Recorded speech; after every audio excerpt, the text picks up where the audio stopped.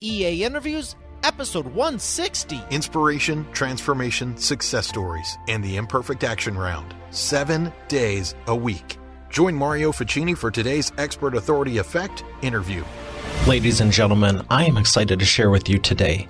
I have none other than speaker and managing partner of Global Wired Advisors, and he is going to be sharing with you how he advises companies, digital enterprises, to get acquired. I'm going to bring up Chris Shipferling right after we thank our sponsor. How would you like to grow your wealth easier than you think with the change you probably don't notice anyhow automatically? That's why I started the Compounding Interest Snowball Investing with Acorns and advise you do too. Get started simply and easily today at eainterviews.com/acorns. Here he is, Chris Shipferling. Chris, how are you feeling today? Feeling good. How are you feeling? I'm having a great day. That's wonderful. That's wonderful. I want to know in detail how you help digital enterprises get acquired, because this is fascinating to me. Yeah, it's a pretty big process to go through as a business owner. So to really try and give an overview of what we do, when a client or a business owner has identified that they're ready for an exit, they want to start thinking through an exit. Business has been going strong for 2, 3, 4 years. They are, they come in all shapes and sizes. They might be burnt out. They might be looking for more funding, a capital partner to really help them get to that next level. We call that the next click of their business. And when they come and they approach us about helping them when it comes to an exit, that's really where our process then kicks in. We dive in with the potential client and really understand their business from what we like to call soup to nuts, right? So we want to know every facet of the business. We want to know all the different functionality. What are they selling? How does the business operate? Most importantly, where's this business going? What's it going to be when it grows up? And so we're diving into all types of detail about the business. We're doing a full deep dive into the financials, understanding what those look like, both from historical, but then also doing lots of analysis to understand where the financials are headed. It's very, very important. And so that's usually the beginning process of helping a client start to understand what exit planning looks like for them. How many of your clients have ever thought about it? Would you say it's 90% of businesses, or yeah, a lot fewer? I'd say 100%. I mean, I don't know one client that we've taken to market or that I've spoken to that didn't build their business as an asset. It's the largest liquidity event that most people, 90% plus folks will have in their entire life. And, because of that, they're going into it going, how do I build a business that's an asset that is going to be attractive and sell? And frankly speaking, completely change the compass of their life. Well, I want to dive deep into the points of what you should be looking for, but I want to take a step back and go, how did you get into this? Because I find it fascinating. What led you to it, and what led you to business, and not just business, but this specific business? Yeah, great question. So, we're a partner-based firm. A lot of what people identify as business brokers. They are a broker. They're a 1099 broker that's licensing out a name. They sit behind a desk as a licensed name. This is a partner-led firm. We have 4 partners in the firm. We're effectively in a digital investment bank. And we've got 9 support staff underneath of us, helping really drive the charge of Global Wired Advisors. So how do we get into it? Well, with the 4 partners, we all met around 2 years ago. But long time before that, I was more in the corporate world. I worked for both small to medium-sized businesses. First business I worked in, I was part of a turnaround team that took the business from 4 million all the way up to 22 million. And I left to go work for a middle market business that was running revenue around 400 million. It was private equity owned. And so at that point, I understood. So the first company I worked for was actually it was a subsidiary of a publicly traded company out of Tokyo. And so I got my first real taste of both international business and also what it's like to work for a publicly traded company. It comes with a lot of different types of rules. And then moving over into a private equity owned business, that's just a whole other beast. I'm sure your listeners have had some type of run-in or worked with or worked at private equity. It's just a whole different type of operation. And from there, I actually led an effort where I was the North American general manager for a business that was based in Barcelona, Spain. So I came from a lot more of kind of corporate, but a touch of entrepreneurial background. I went out on my own and I became a consultant. So, I pivoted my career while I was at the Barcelona-based company, realizing that the paradigm shift was already occurring. This was about 2012. People were way more interested in buying online. People were more interested in buying through Amazon. The marketplace was really starting to gain lots of market share at that point and was continuing to gain lots of market share. And so I knew that a direct-to-consumer strategy was going to be a very important piece of the overall strategy. Brick and mortar, unfortunately, was already starting to die. I pivoted my career to really understand digital marketing, understand how to sell on Amazon, and just really understand a digital business. So I went on my own. I was a consultant for lots of different enterprise companies, small businesses, all the way up to larger businesses, but mainly focused on enterprise companies. About 2 years ago, I met up with with my partners. I'm going to say these guys, but with my three partners. Their backgrounds are a little bit different, but all came from large corporate backgrounds, but they worked in large institutional investment banking. And so, when I met up with my three partners, they already had an effort that was focused more on traditional businesses. And not digital businesses. And so we met through mutual contacts here in Charlotte and started to have the conversation about, applying the backgrounds of institutional investment banking and that process and focusing in on digitally native or digital enterprises. And what does that look like? As a business owner who owns a digital asset, you really only have two options when you're looking to go and take your business to market. You either have a broker, which we all as partners have had experiences with brokers. My one partner in particular, Jason, he actually sold one of his businesses and used a broker to do that. And as an institutional investment banker, Jason in particular was running a $11 billion hedge fund prior to going out on his own and doing the entrepreneurial thing. And when he went through and running capital markets, so his sole job was effectively buying and selling, multi-billion-dollar businesses and being involved in very large corporate Fortune 500 large structure deals. When he went through the broker process, he saw there was absolutely an opportunity here. And we all identified that when we all came together and said, let's focus in on digital assets.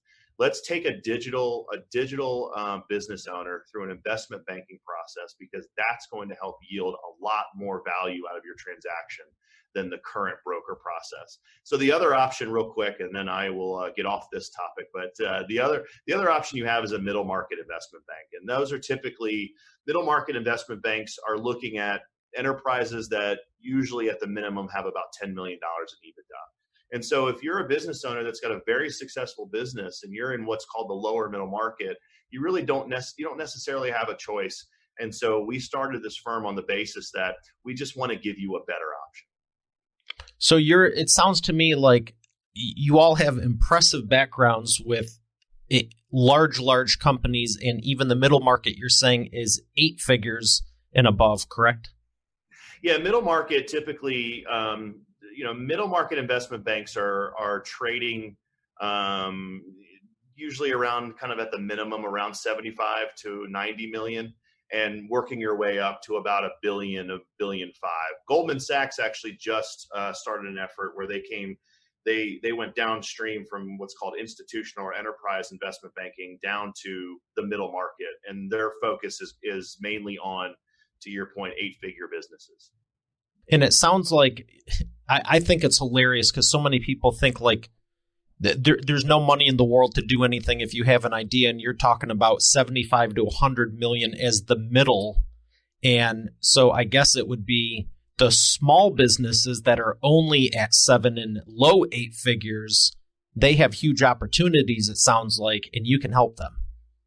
Yeah, I mean, if your business is running, an EBITDA, and in this world, everything is measured on EBITDA. Venture capital is measuring most things off of pre-revenue, and so their valuations are typically bloated and overvalued. But the type of acquirers that we're speaking with on a regular basis, they're measuring EBITDA as a measurement of financial success, and really it's just a measurement of their financial health is the word I'm looking for. And so, if your EBITDA is running, call it at $1 million up to 3 million plus to about 4 or 5 million, those are the businesses that we're able to really help, because we can apply our process, which is an investment banking process, to their business and put them in front of the right counterparties, the right acquirers, to extrapolate more value than if they went through the other option, the other processes I spoke about before. Do you ever take MMR into consideration? When we're dealing with SaaS businesses, absolutely. Yes. With SaaS in particular, there's a whole other level of metrics that go into it, right? It's the cost per acquisitions, MMR, it's the annual revenue. I mean, there's a lot of other metrics that go into SaaS that, but as we identify a business owner and the type of business that he has, we're obviously going to do a very, very, very deep dive into all of the metrics that matter for his business or her business, and make sure that those are fully stated and presented and positioned in a way that we can get folks who need to care to care. Well, I'm thoroughly enjoying this and everything you're saying, and I want to know more. Give me 3 things that a business owner should consider if they are looking to exit. Yeah, a couple things. One, we hear this a lot, but and you'll hear this from all types of folks who sell businesses. Get your books in order, please. Please get your books in order. If you have messy books, it's going to be a problem. We have to fully understand what's going into your revenue, what's going into your costs, what's going into your monthly overhead, what are your fixed costs, what are your variable costs. We need to be able to quickly identify all of these things, because not only is it helpful from a historical perspective and looking at your trailing 12 months, but it's highly helpful when we're looking and doing a 3-year business plan and taking a look at your what's called pro forma. So we're taking a look at your forecast of where you're headed. We have to have everything squeaky clean. And when you're going through due diligence and you've identified a potential acquirer, you just can't hand them messy books. The deal won't get done. So that's number one. I'd say number 2, really take a look at your margins. Margins do matter. If you're running an e-commerce direct-to-consumer business, go through some SKU rationalization. If you've got 100 SKUs and 80% of them are just driving down the margin, take a hard look and see if you can raise price, see if you can take a look to see if you can get rid of some of those. Sometimes, unfortunately, business owners will have an affinity towards a certain product, and it's just not doing anything for them. It's actually bringing the margin down. So take a look at your gross margin. That does matter. Third, what's your product roadmap? That's really great that you've reached this point, and I'm so proud of you. Where are you going? Why are you going there, and how are you going to get there? These things matter when you're positioning a company for sale. How important is it to have the SKUs organized like you're talking about? Is there a certain number you look for? Can you just tell? Because it sounds like a lot of this, you can tell if someone gives you the messy books, that tells you something. If they got 491 SKUs versus 68, that also tells you something. Is there a range you're looking for? And the same thing with the profit margin. Should they be aiming for 10%, 40%, 30, 65? So as far as what to aim for, it depends. If you've got it, in speaking specifically around e-commerce, When you're talking about SaaS, it's different. You're talking about more hard cost or development cost. And you're talking about a lot of, I would say, HR resources when you're talking about SaaS, because, obviously monthly income from SaaS it's high profit margins. It's all pretty much fixed overhead that drives down the EBITDA. When you're looking at a profit percentage for an e-commerce business, it really just depends. And, a lot of what depends on that is, it's the product itself. Is it an oversized product? Well, your margins need to be thicker because that shipping cost is going to be much higher, right? So there's a lot of details in the minutia that matter. And so that's where analysis plays a big role, right? Diving in and saying, hey, listen, you actually need to stamp about a 80% gross margin on this in order to reach a net margin that is going to be attractive when it's time to take your business to market. And as far as the SaaS companies you were mentioning, how do those compare? Because you obviously don't have the shipping cost. You want to take a look at the monthly recurring revenue. Yeah. But what percentage do you think should be sent to customer support? And like you were saying, the fixed cost of the servers. Yeah, man, I hate to give a pin number because it really just depends on the business. It really does. I mean, overall, I can say a blanket statement that SaaS businesses just drive more net margin. But on SaaS, you've got to spend a lot more from a marketing perspective. The average marketing percentage to gross revenue in SaaS typically runs with a high growth business about 30%. When you're talking about e-commerce, typically runs about 10%.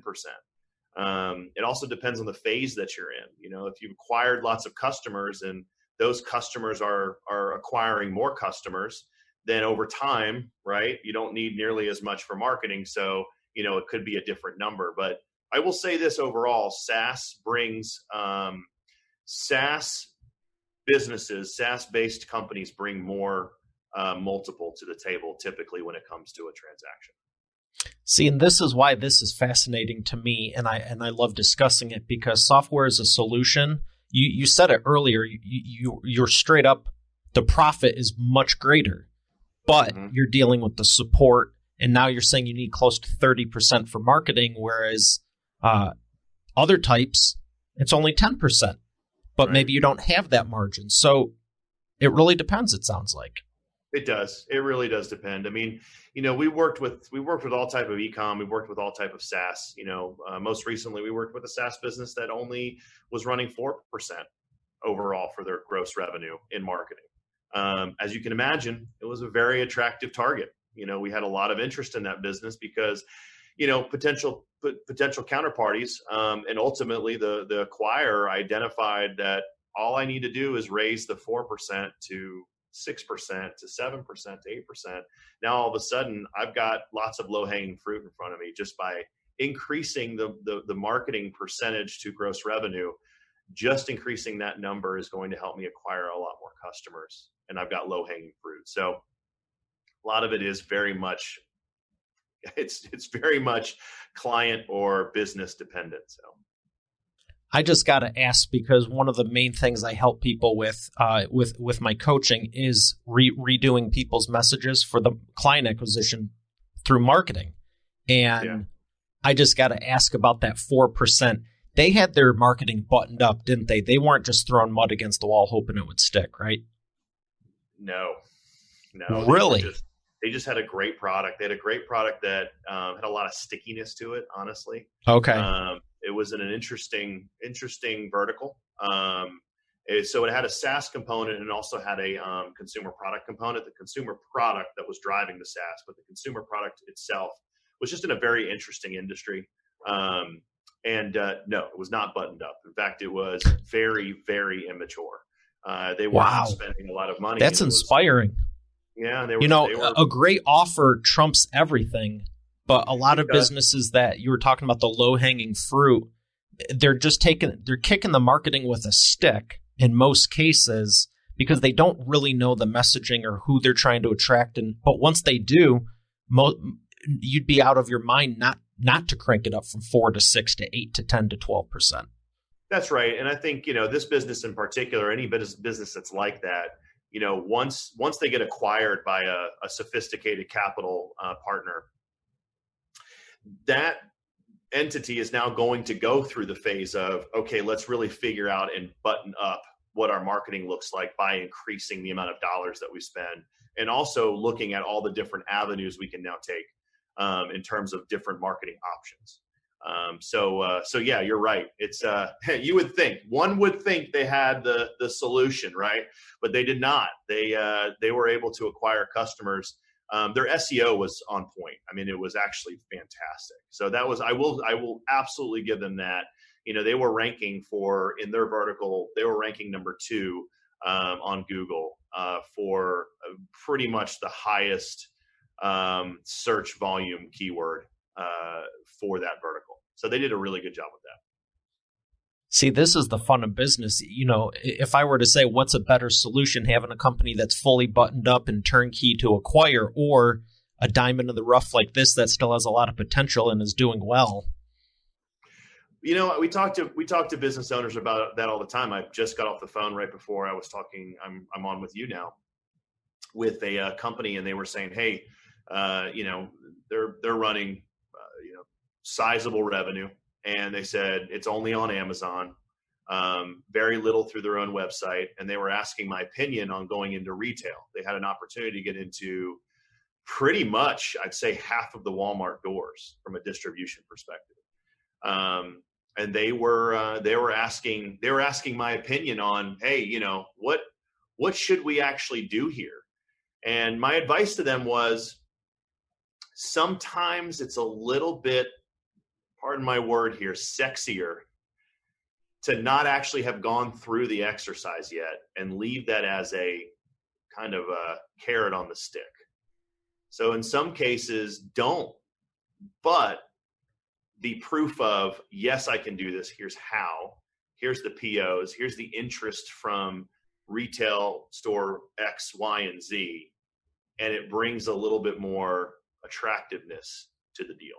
So they can say they have, like I've seen on Shark Tank, where they say we have a PO order from, 50% of the Walmarts, and that's still there. We haven't even executed it yet. Yeah, because the mystery is still there. How well is this going to do? When you've actually done it, you've got real proof. So you better have done really well, or else, that attractiveness will wither away. And so kind of leaving that mystery open is a good thing, because it's a little bit like educated gambling. Honestly, it's a little bit like, hey, I'm going to roll the dice here, and this is really attractive. Look how many doors that we're walking into as a new buyer.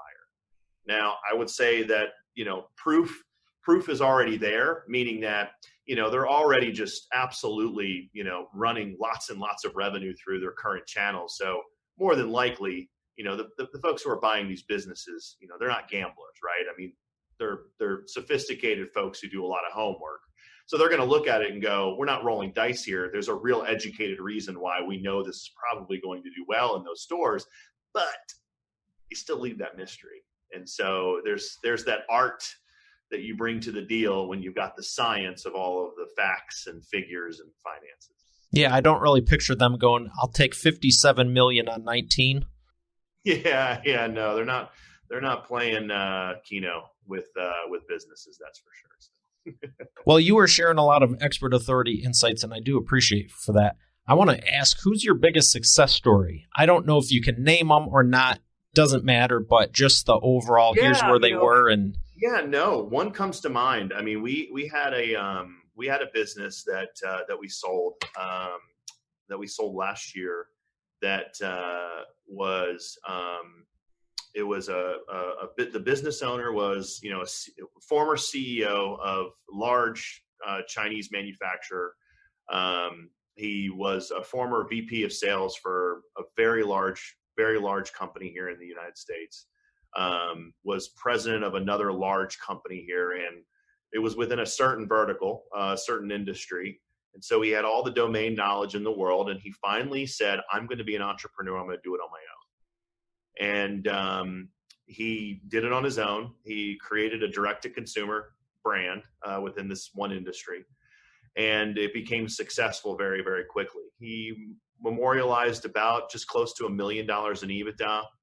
He engaged with us and was looking for retirement, and really was looking for, not just retirement, but was even willing to roll some equity into a new company. And so everything about this company just had such strong attractiveness about it. It was a growing, thriving business. It had a great product roadmap. It was 80% running through their own website, about 20% through Amazon. And in that business in particular, we were able to get him close to an 8 multiple on his business. And he rolled equity. This business now is thriving, and it's quickly on its way to, $5, $6, $7 million in EBITDA. And the second proverbial bite of the apple, as we like to call it, is going to be even juicier for him. So not only did he get cash at the table, an employment contract for, a few years, but he's also going to be able to get that second bite of that apple, and is going to bring him a very healthy retirement, exactly what he asked us to do. Wow, that's great to hear. And for us, that's one. I could probably name 4 or 5 more off the top of my head right now that are just like that. That's the type of clients we like to take on. And frankly speaking, that's the type of investment we take as a firm. We care about our clients. A lot of people will say that, and it's just a lot of just empty noise, and it's a lot of sales words, but we're very selective with the clients we take on. And that's for a reason, because we invest in not only their business, we invest in them, we invest in the relationship, and it matters to us. Getting a really good deal, it matters. And, we carry a lot of emotional weight with that too. I mean, selling your company is it's a very intense emotional journey. And so we carry that burden with our client. Well, I'm glad that's the case. And, I kind of figured that was the case with you, because I don't just let anyone on the show. And when I was checking you out and everything, I was like, he's going to be a good fit. And now you're just confirming everything. So it's doubly exciting. But I'm happy to hear that, because I'm the same way. And I mean, especially with marketing, you can say whatever you want. It doesn't make it true. I'm a pterodactyl. That's not true. Well, I'm a T-Rex. This is great. That would be cool. But I mean, so many people go, oh, did you see their website? Did you see this? It's like, you got to know how to look past some of that stuff. And I can only imagine it's 100 times more than just from a marketing standpoint, especially when you're selling 7, 8, and 9-figure companies and looking for the right buyer. It's definitely true. And I mean, you have to look at all the different functions. I mean, and the type of businesses that we're selling, and, we're usually sticking around. I mean, most of the businesses that we sell are, 7, call it, about 7, 8 figures. We haven't ventured into anything 9-figure in our firm just yet. Crossing fingers. There's still a lot of life left. Still got a lot of life left, but, most of the clients we're working with, they're owner operator. They have a team, and they might have a decent team, but it's not a one-man show per se, but it's a very passionate person. And so, I mean, when you're going through this process, to your point, you're looking at more than just it's. How do I say this and be succinct? It's a tap dance that you play, and that's, I think, your point. It's more than just this. It's all of this. So, yes. Well, I appreciate for everything you're sharing and would love to know more, but I am going to ask you one question before we go to the sponsor and the imperfect action round, and we're going to spin the wheel of whatever, and I got the perfect question for you. What company would you love to help with a merger and acquisition that you haven't been able to yet? Oh my gosh, that is a great question. We play in a lot of industries. Wow, that's a great question. It's because it's challenging. I would say a highly commoditized business would be fun to sell. And anything can sell at the right price. But what I mean by that is have a very successful transaction in a highly commoditized business. I think that's a very, very big challenge. Why is that? Because everything I've read says decommoditize your business, and you're going for the exact opposite. And I know why, because of the challenge. Yeah, I mean, a commoditized, you're just selling a widget that looks and feels like everybody else, but you're able to extrapolate all the value proposition from that company and then translate it into some great marketing material to then also get, somebody who is sophisticated to care. It's a challenge, man. Because the businesses that sell very quickly are ones that are unique. They've got a moat. They've got elements that make them very well protected, right? And that's the goal. That's what everyone's going for. And you should. Everybody should not listen to what I said as a challenge. You should go for all of those things. But yeah, I mean, if you're asking me what would be kind of something we haven't done, that would be it. It would be taking a highly commoditized business and being able to sell that for high value. That is impressive. And I know why you're doing it, because I've worked with a lot of companies, and it's the number one thing I get them away from is decommoditize your product, because you do it's the kiss of death. You sound like everyone else. Yep. And you're just selling widget X that looks just like widget Y. I did something about a decade ago intentionally, again, for the challenge, and it was definitely challenging. And it was something completely out of my comfort zone that I'd never done before for that exact reason. Mm-hmm. And so I can definitely respect and relate to that. But maybe in a couple of years, I'll jump back to that. I'm definitely enjoying everything being fairly easy and in my strength zone right now. But I agree. I appreciate the honesty there. Yeah. All right, we're going to fire up the sponsorship, and we'll be right back for the Imperfect Action. Invest automatically, save for later, and spend today. That's why I love Acorns. I used to think spare change didn't make a difference, and saving and investing was an old-fashioned manual process. It's not, and it's a game changer. If you're not leveraging compounding interest in your business and life, automatically, you're missing out. Acorns not only makes saving and investing easy and automatic, it makes it even more valuable by investing with diversified portfolios, spare change, extra cash, and rounding up everyday transactions. You can even set recurring monthly investments in the amount you desire. To make good great, there is also a debit card option that will continue to help you save and invest even further when you spend. Plus, no minimum balance and overdraft fees. Now, for the cherry on top. They have partnered with 250 plus companies and brands, and growing, with their Found Money program to invest back a percentage into your account with the everyday purchases when you shop. 2 of which you're probably listening to this right now through an Amazon or Apple device. Get started profiting from your everyday life and business simply and easily today at eainterviews.com/acorns. Once again, that's eainterviews.com/acorns. And we are back with the Imperfect Action Round. Chris, are you ready to take imperfect action? Sure. First question I have for you. What is the fastest path to the cash? Fastest path to the cash? I think I know the answer to it. You mentioned it earlier. Uniqueness? I thought it was have your books in order. Oh, have my books in order. Yes, I'm sorry. I thought so. I may be misinterpreting this round. I thought you were speaking in riddles a little bit. So the fastest path to the cash. Yes, have your books in order. Okay. I'm not denying I was. I mean, it's been on the sheet since day one. I just ask it. I mean.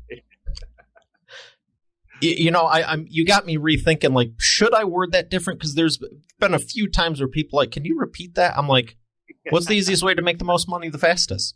Well, that's not what I said. That's why messaging is so important. What I was going to say was rob a bank. That's what I was going to say. I've got that a few times. Someone I just had on, he was like,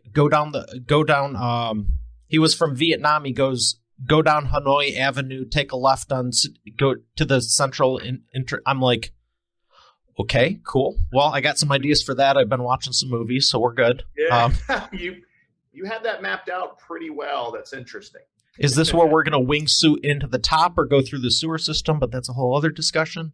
Other discussion. Yeah, I always like to get, for expert authority world, hey, if you're looking to do this, what's the fastest way you can get the money that we're talking about that, And when you said get the books in order, Yeah, well, actually, you know what? Let me back it all up now that we've had a little bit of dialogue about that. I would still go back to have something unique. Have something I unique. think they both work. They do, absolutely. I mean, getting your books in order is more of a mechanic exercise. I mean, it's evergreen to whatever business you're running. But if you want a fast cash is unique, and a great.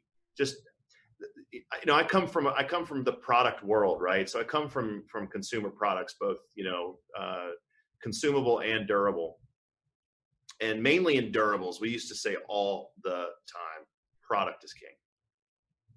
You have a wonderful, great, unique product. It's the fastest way to cash, man. Everybody will want it.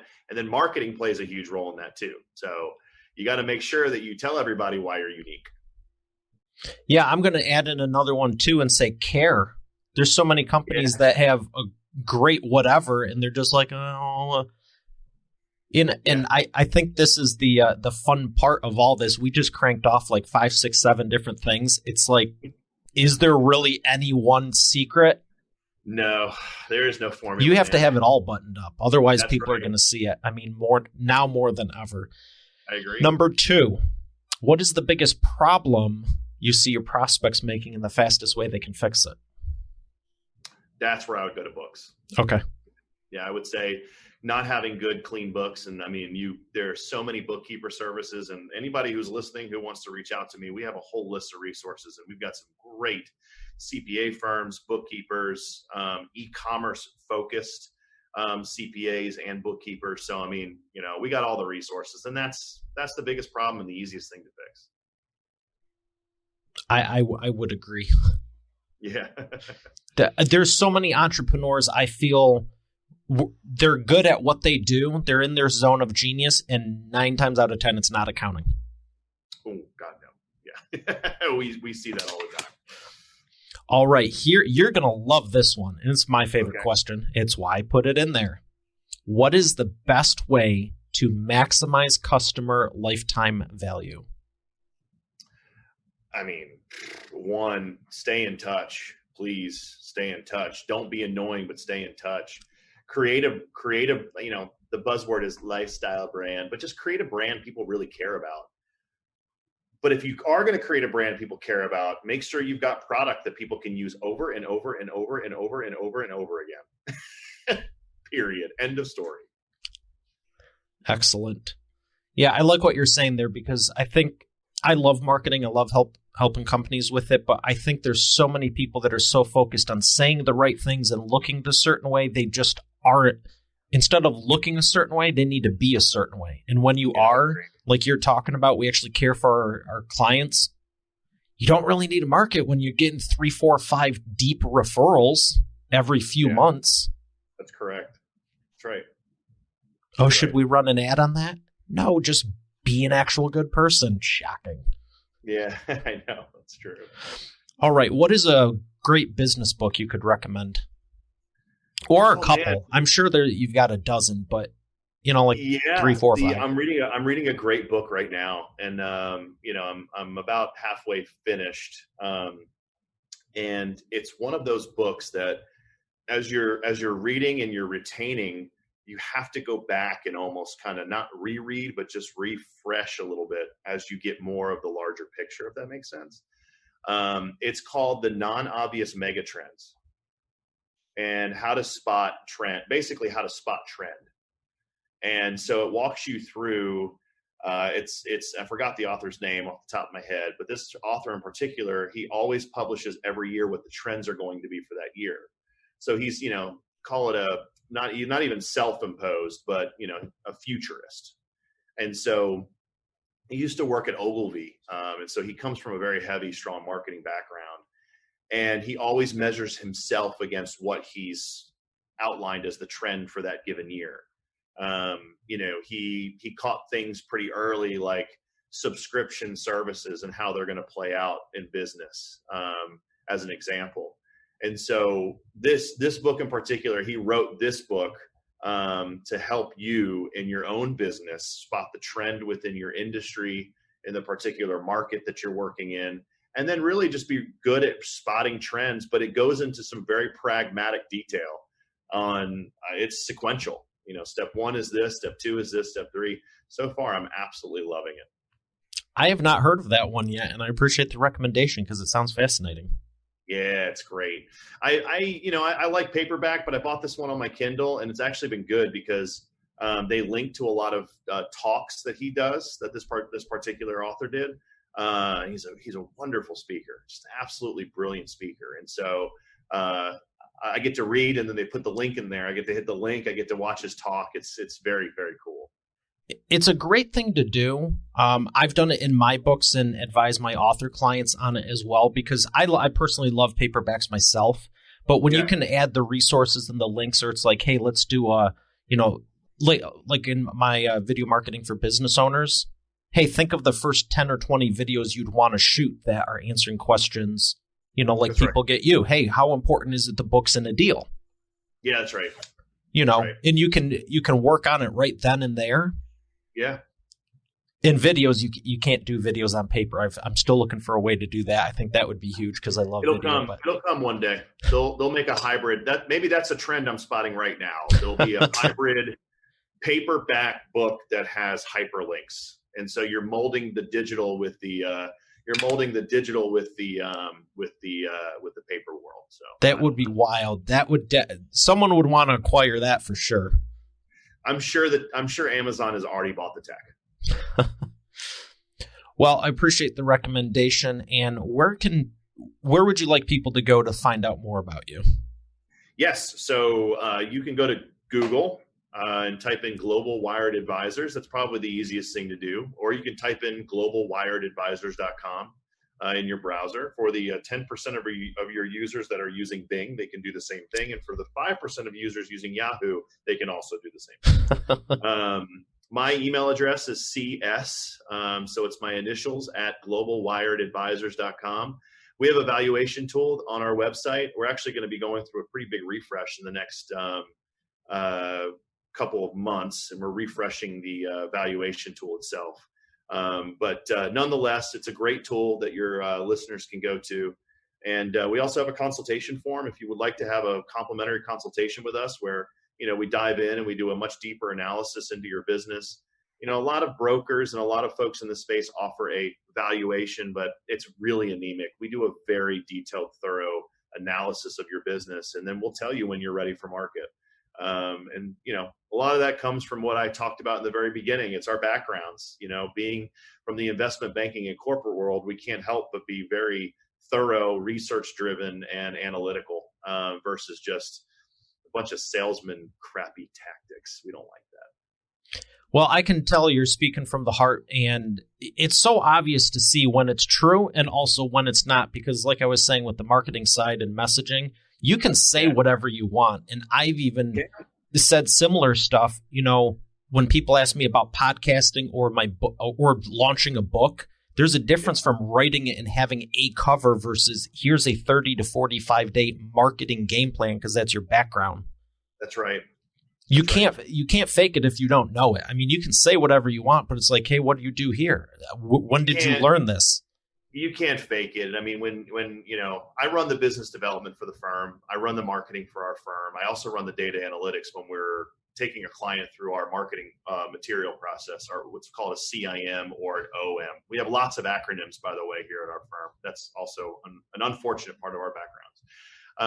But when you watch and you listen to one of my partners or deal runners, when they're talking to a private equity firm that's got a fund worth billions and billions of dollars, and you're listening to them speak about these small businesses, really they're small, even though you're talking about 7, 8, 10, 20, $25 million company in the business world, they're still very small. When you hear them pitch and position, it's fascinating. It's fascinating because it really does come from that just well of experience versus just, I did a quick crash course on how to sell a business 3 hours before I'm talking to this person. So, one thing I want to mention to you and to your listeners, we're highly invested in the process. I may have said that earlier too, but just last month we sold 2 businesses where the buyer and seller never even spoke to each other. We do all of the work, all of the legwork. That's a much, much different path than what our quote unquote competition, the view that they take in terms of how they run the process. So I wanted to throw that out there. I feel like that's a decent differentiator. That's pretty cool, because I know there's people listening that go, you know what, that sounds good to me. I don't want to be involved. I'm already semi-retired or on vacation. And that's right. Right. That sounds fantastic. Well, thank you again for sharing and all the Expert Authority insights. I thoroughly enjoyed it, and I know Expert Authority World got a lot out of it. Awesome. Thank you so much for your time. Thank you so much. All right, Expert Authority World, we got another great one here today. I'll see you tomorrow. Have a great day. God bless. Why every business needs a book, including yours. Would you like to save 5+ hours with every prospect, generate more leads, and profit in your business now? Visit businessbookchecklist.com and learn how you can implement this in your business today. Spare change? How's that going to make a difference? I know that's what I thought before I started investing with Acorns. Throwing change in a jar is not very leverage and time-consuming, but what about all the transactions you don't use cash for? Like majority? Acorns not only invest your spare change automatically with roundups, it also lets you add a preset amount to each transaction regardless. It's pretty inspiring to see how quickly and easily you can end up with a pile of cash instead of a pile of receipts. Get started simply and easily today at eainterviews.com/acorns. Once again, that's eainterviews.com/acorns. Hey, thanks for listening to today's episode. I hope you got a lot out of it. I know I sure did. If you haven't done so already, I invite you to subscribe to the show. And also be sure to check out eainterviews.com for complete show notes, the full interview video experience, links to the resources we mentioned, and more. Have a blessed day, and I'll see you tomorrow.